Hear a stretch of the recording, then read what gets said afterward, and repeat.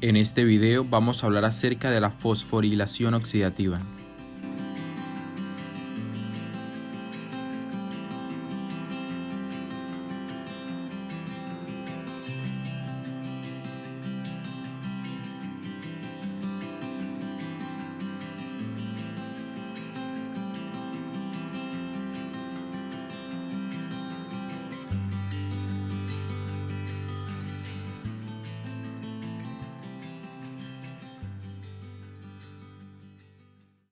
Fosforilización proviene de la palabra fosfato y se refiere al proceso de añadir un grupo fosfato inorgánico a una molécula.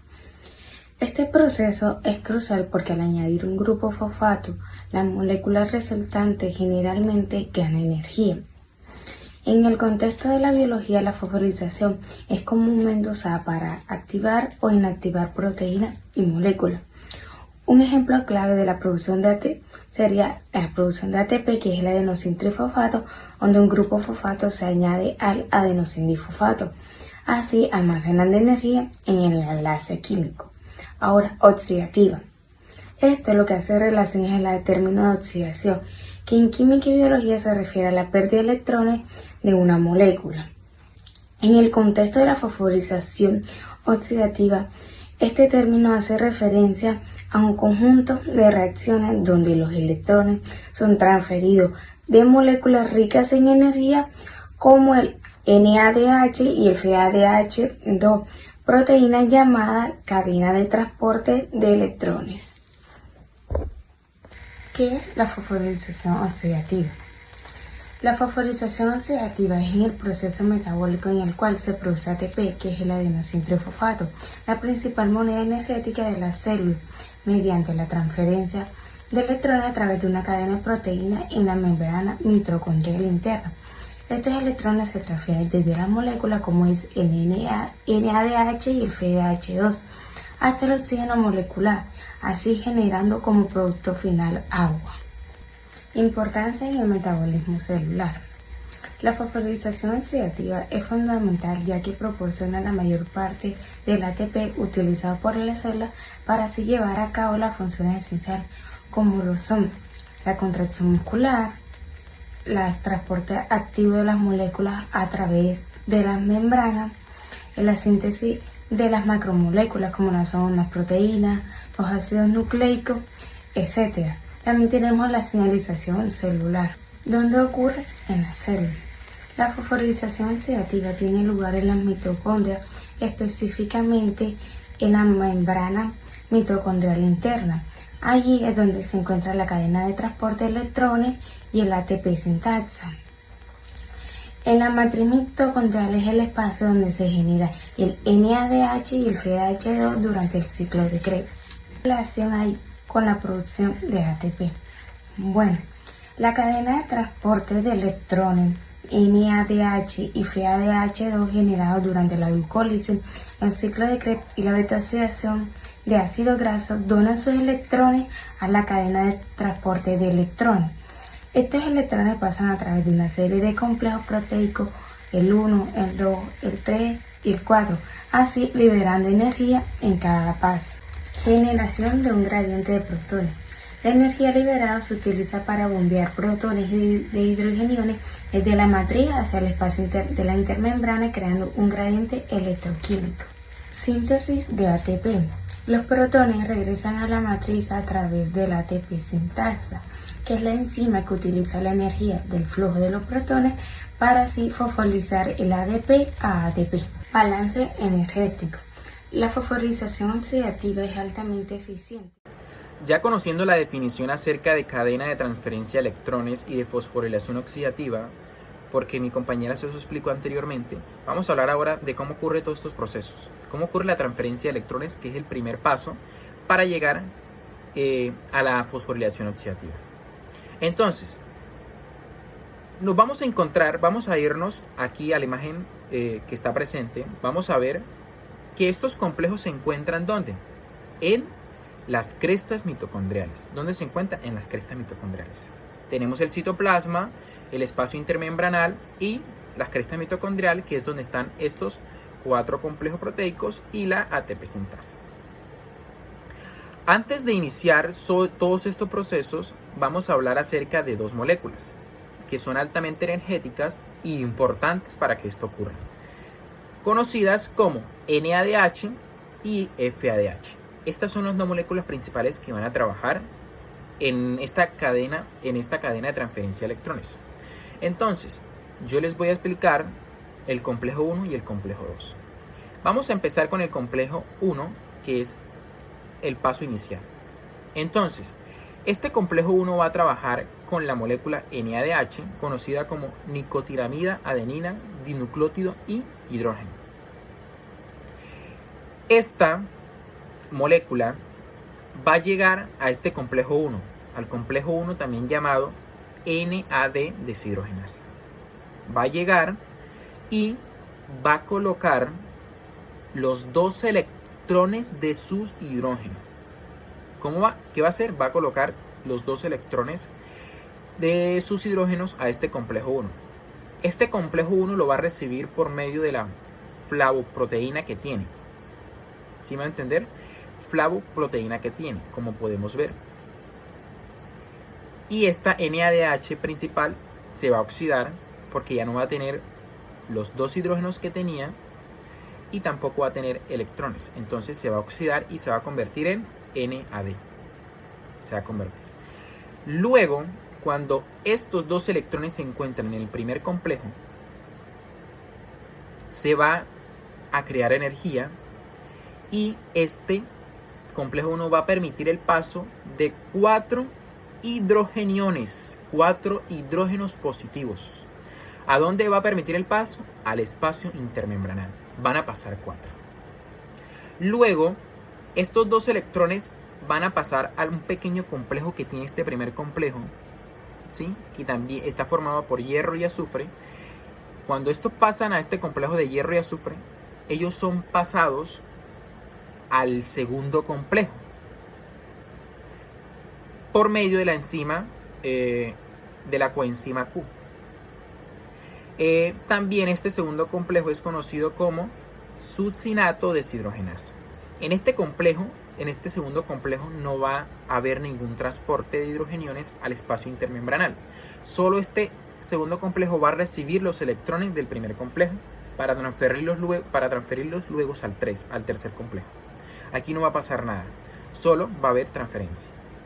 Pero además, algo importante, hay que tener en cuenta de que la segunda molécula altamente energética, conocido como FADH, dos hidrógenos, esta va a depositar también aquí dos electrones en este segundo complejo. Ella va a depositar dos electrones en este segundo complejo y estos electrones van a hacer el viaje a través de los otros complejos. Pero en este complejo no va a haber transferencia de electrones al espacio intermembranal. Y esta FADH se va a oxidar y se va a convertir en FAD. Para empezar con los complejos 3 y 4, empezaremos con el complejo 3. Este tiene como nombre uniquinol citocromo C oxidorreductasa.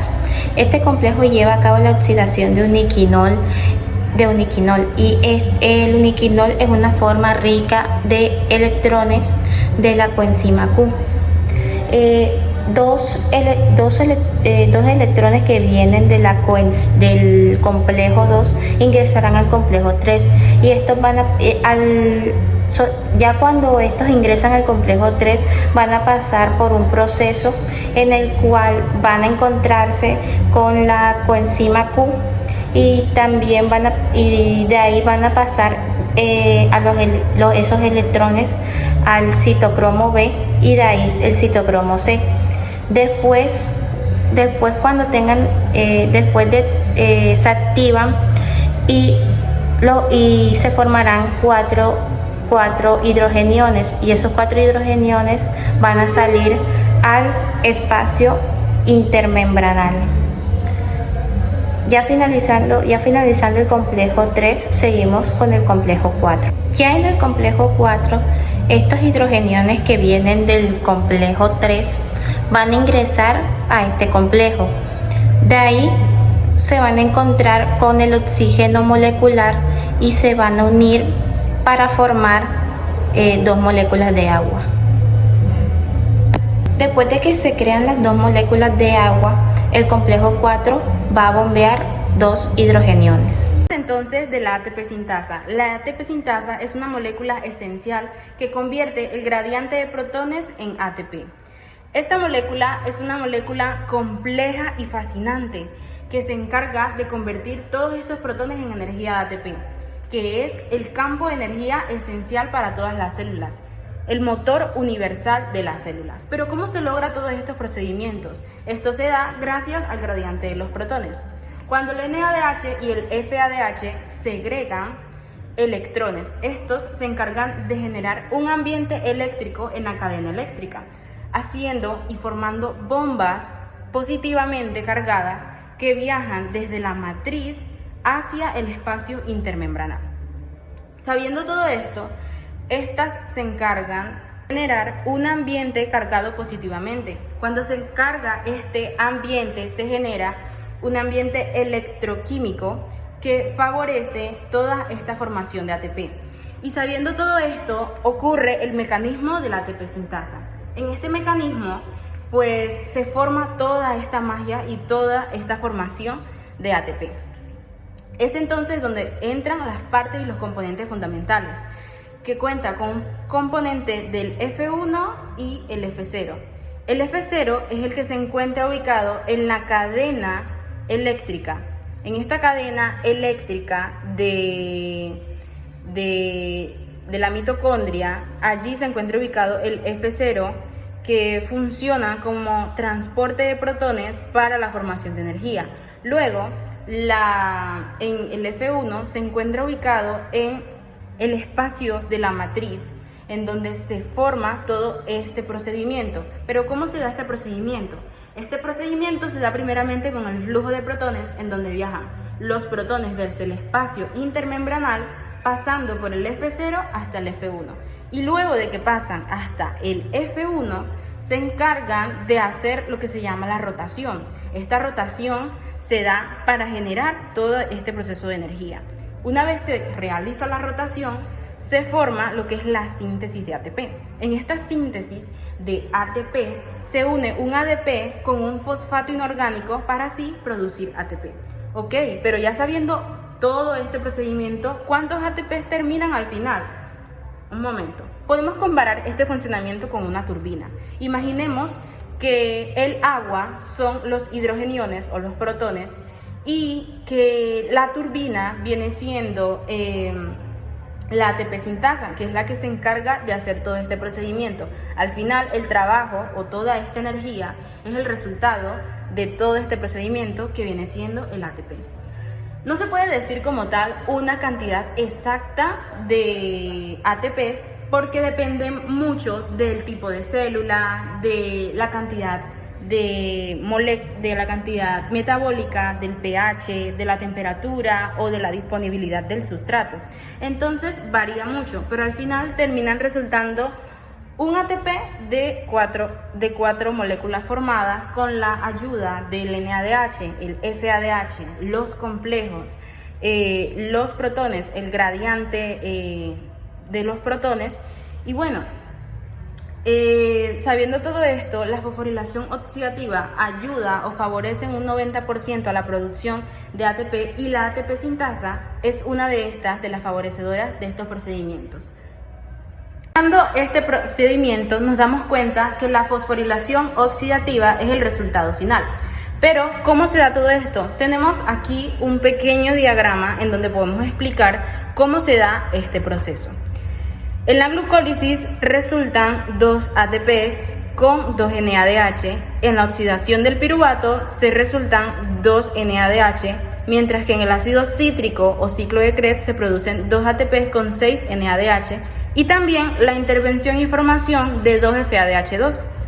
En total podemos concluir que resultan entre 28 y 30 ATPs del resultado de todo este ciclo. Muchísimas gracias. Integración en el metabolismo general. La fosforilación oxidativa se conecta estrechamente con otras rutas metabólicas. Las principales moléculas energéticas de la célula NAD FAH y FATH2 son producidas en el ciclo de Krebs y en la glucólisis. Esto significa que la disponibilidad de sustratos como la glucosa, lípidos, aminoácidos influye directamente en la capacidad de la fosforilación oxidativa para producir energía. Además, cuando hay escasez de oxígeno, la célula cambia hacia la glucólisis anaerobia para obtener energía, lo que resulta en una menor eficiencia de ATP. Este cambio puede observarse en situaciones de ejercicios intensos o tejido con baja oxigenación. Regulación de la fosforilación oxidativa. La fosforilación oxidativa está regulada principalmente por disponibilidad de oxígeno. Es un proceso aeróbico, por lo que depende directamente del oxígeno para que la cadena de transporte de electrones funcione. Nivel de ADP y ATP. El ATP sintasa se activa en la presencia del ADP, así un aumento en la demanda del ATP estimula la fosforilación oxidativa. Control aleostérico y hormonal. El equilibrio de energía está regulado por hormonas como el glucagón y insulina que influyen en la disponibilidad de sustrato para la respiración celular. Factores que afectan la eficiencia. La eficiencia de la fosforilación oxidativa puede verse afectada por desacopladores, moléculas como el dinitrofenol DNP, que interrumpe el gradiente de protones, reduciendo la producción del ATP. Daño mitocondrial. Con el envejecimiento o enfermedades, la mitocondria pueden deteriorarse afectando la función de la cadena de electrones. También tenemos mutaciones genéticas. Estas son alteraciones en genes mitocondriales que pueden comprometer las proteínas de la cadena del transporte de electrones, limitando la capacidad de la célula para producir el ATP. Ejemplos de enfermedades relacionadas.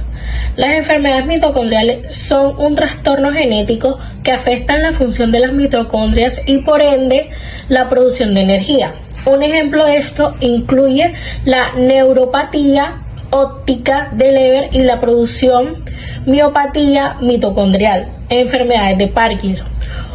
Algunas investigaciones sugieren que el deterioro de las cadenas del transporte de electrones en las neuronas pueden contribuir a la generación de células en estas enfermedades.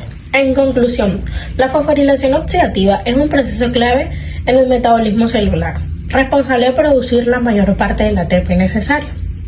Para las funciones energéticas de la célula, este mecanismo ocurre en las mitocondrias y se integra y la regulación en función de la disponibilidad del oxígeno, los niveles de ADP y ATP en otros factores metabólicos. Su eficiencia puede verse afectada por agentes externos y factores internos, como mutaciones genéticas y daño mitocondrial, lo que puede llevar a diversas enfermedades, especialmente en tejidos de alta demanda energética. Comprender la fosforilación oxidativa y sus implicaciones es esencial para desarrollar enfoques terapéuticos en enfermedades mitocondriales, en otros trastornos metabólicos.